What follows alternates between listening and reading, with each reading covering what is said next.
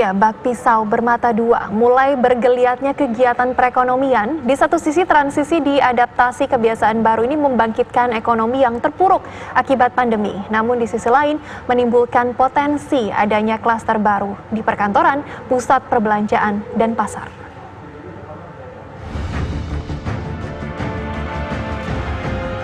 Seiring adaptasi kebiasaan baru di masa pandemi COVID-19, risiko baru juga muncul, yakni potensi timbulnya klaster-klaster baru di tempat-tempat publik. Kegiatan perekonomian di pasar, mal atau pusat perbelanjaan, dan perkantoran yang kembali aktif tak pelak membuat banyak warga yang kembali warawiri berkumpul dan bersosialisasi. Potensi penyebaran COVID-19 di 3 areal itu pun sudah sering diperingatkan oleh pemerintah. Penerapan protokol kesehatan yang diwajibkan justru tak jarang dipandang sebelah mata. Pedagang dan pengunjung di pasar banyak yang tak menggunakan masker dan menolak mengikuti tes cepat ataupun tes swab. Di area mal, tak sedikit warga yang mengeluh saat harus mengantre dan menjalani aneka pemeriksaan kesehatan. Sementara di perkantoran, mulai banyak pertemuan atau rapat tatap muka yang harus digelar demi kelangsungan usaha. Tak hanya itu, mulai meningkatnya aktivitas di 3 areal itu juga meningkatkan mobilitas warga di transportasi massal seperti MRT, kereta komuter lain, dan bus.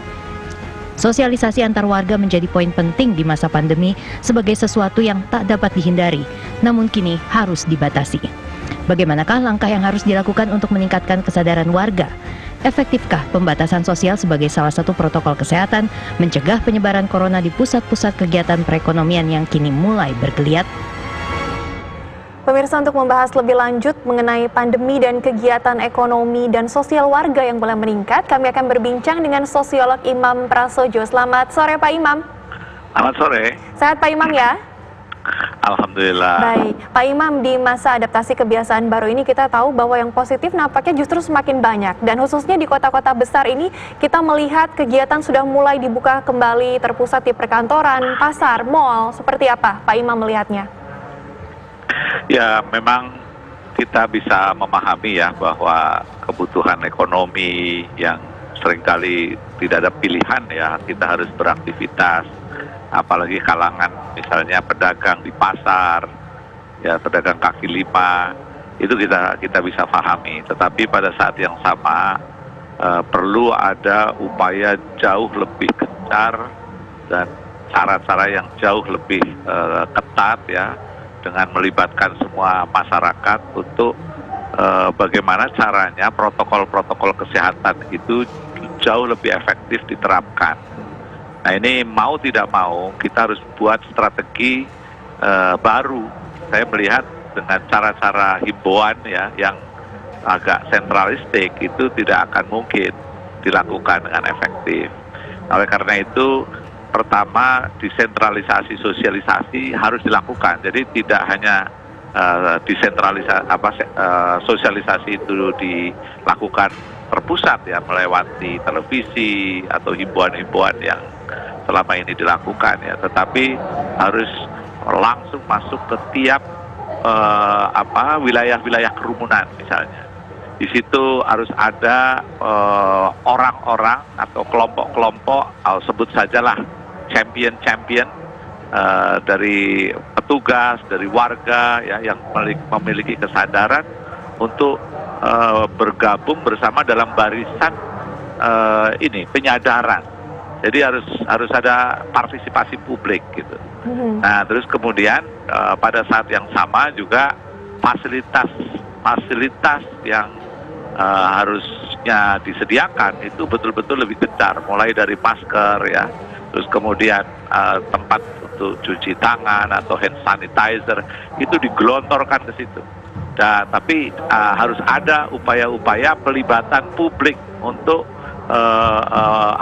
melakukan itu semua. Tidak bisa melakukan hanya dengan misalnya one shot intervensi yang satu waktu saja, misalnya PNS dikerahkan atau petugas polisi atau tentara dikerahkan, tapi publik, para champion orang-orang yang memiliki kesadaran dan memahami bahwa ini adalah sesuatu yang kita tidak boleh menganggap enteng, itu dibuat barisan-barisan itu di setiap pasar ya, tidak hanya di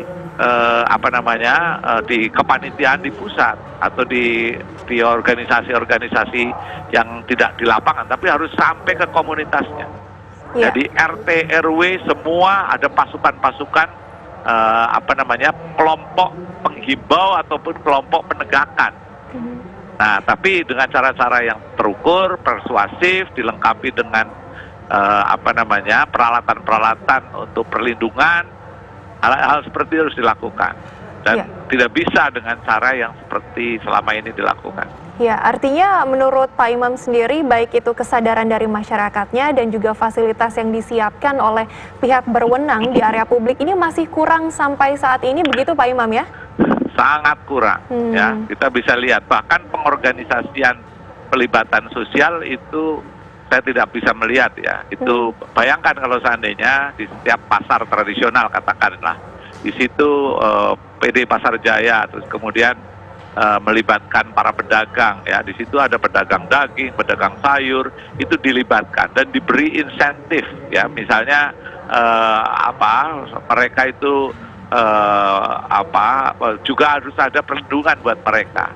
Nah, jadi itu cara-cara seperti itu yang partisipatif seperti itu menjadi kelihatan. Nah, orang-orang itu kalau perlu ada tandanya, ada rompinya supaya mereka juga memberikan efek lah.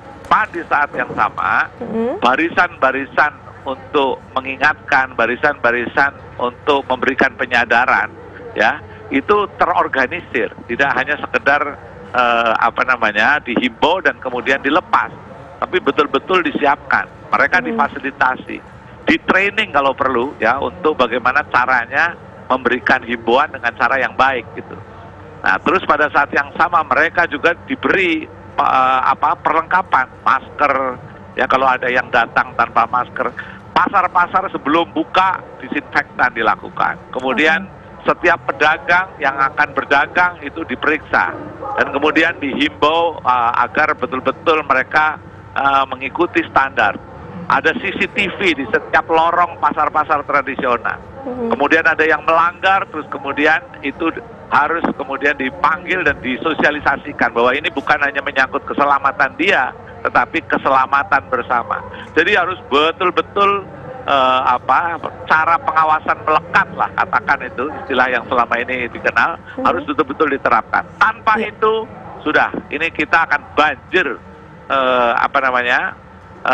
pasien-pasien, ya, akan banjir orang-orang yang terinfeksi dan pada akhirnya akan banjir pasien-pasien di rumah sakit COVID. Ya, di masa pandemi seperti ini, Pak Imam, pastinya ada dilema ya di masyarakat, baik itu masyarakat sebagai pekerja atau juga yang pemberi kerja atau pemilik perusahaan. Ini pastinya tentu ingin tetap mendapatkan penghasilan, ingin tetap menjalankan roda perekonomian, dan di satu sisi juga harus tetap menjaga kesehatan juga untuk para pekerjanya, untuk misalnya di pasar untuk para pengunjungnya dan juga pembeli di sana seperti itu, dan juga pedagang pastinya.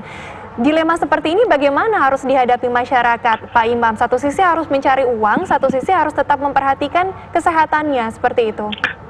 Saya kira itu ada jalan tengah, kan tidak dilarang sepenuhnya. Tapi yang harusnya dilakukan adalah bagaimana aktivitas itu memenuhi secara ketat protokol-protokol kesehatan. Nah, protokol kesehatan di mal beda dengan di pasar tradisional. Protokol kesehatan di masjid misalnya, apalagi ini nanti ada Idul Adha, itu mungkin bisa jadi berbeda.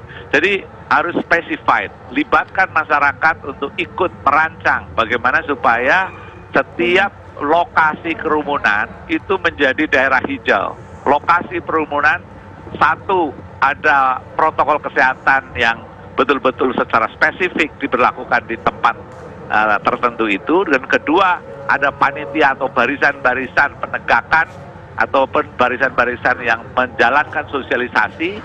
Nah, yang ketiga, ada libatkan organisasi seperti di pasar, misalnya ada PD Pasar Jaya, terus kemudian ada asosiasi pedagang, ada koperasi, itu semua harus dilibatkan. Nah, baru yang terakhir itu penegak hukum seperti polisi dan TNI itu bisa mendampingi.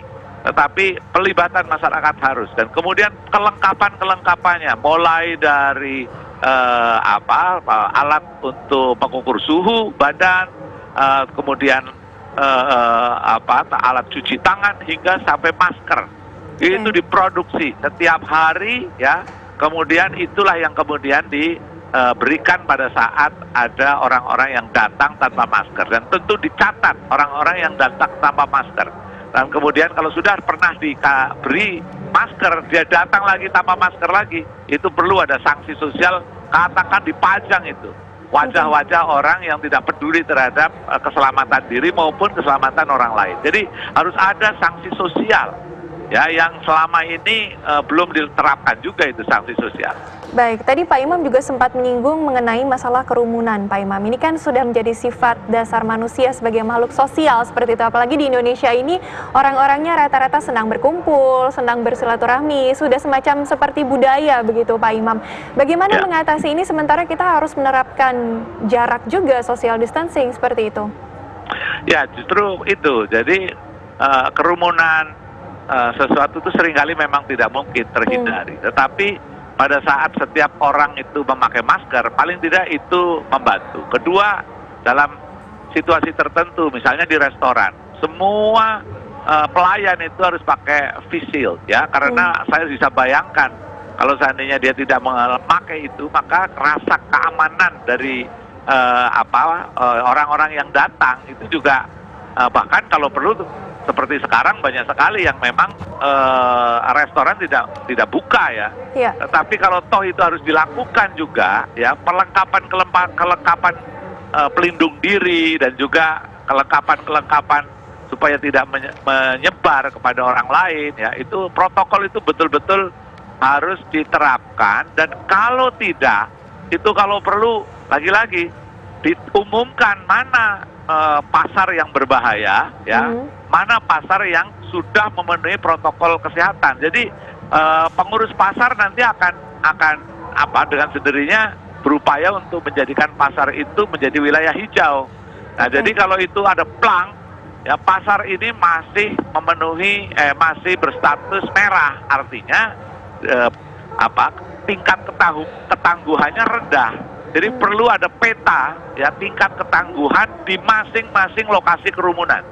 Nah, jadi petanya jangan cuma hanya peta COVID ya, wilayah mana yang paling banyak tersebar gitu, tapi harus ada peta sosial budaya ketangguhan setiap komunitas, setiap wilayah, setiap tempat di mana kerumunan itu sering terjadi.